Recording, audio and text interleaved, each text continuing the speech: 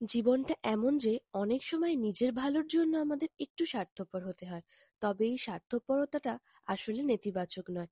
এটা আত্মসম্মান আর আত্মরক্ষার এক অংশ। সবাইকে খুশি রাখতে গিয়ে যদি তুমি নিজেকে হারিয়ে ফেলো, তাহলে শেষে কারোরই ভালো হবে না। তাই মাঝে মাঝে না বলতে শেখাটা খুব দরকার।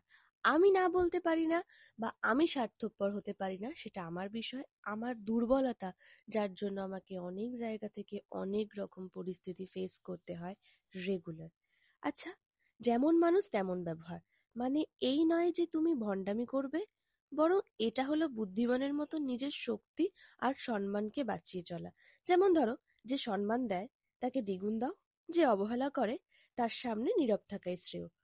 কখনো কখনো নীরবতাই সবচেয়ে শক্ত প্রতিক্রিয়া। তবে মোটামুটি আজ থেকে 1 বছর 1.5 বছর আগে আমি একটু অন্যরকম ছিলাম। আমি ছিলাম যে আমাকে বাজে কথা বলতো তাকেও আমি বলতাম। কিন্তু এখন কেমন যেন একটা হয়ে গেছি। কেউ আমাকে বাজে কিছু বললে আমি তাকে কোনো রকম কোনো রিপ্লাই করি না, বা ভালো কিছু বললেও রিপ্লাই করি না।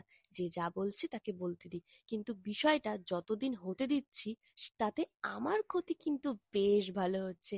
কারণ যে যেরকম, তার সাথে ঠিক তেমন ব্যবহারই করা উচিত।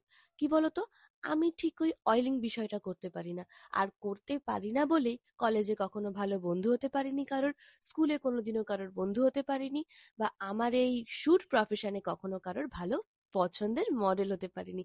কারণ আমি অয়েলিং করতে পারি না। বড় বা ছোট, যে যতবারই যে রকম কথা বলেছে, তাকে সেখানে দাঁড়িয়ে প্রতিবাদ করে এসেছি।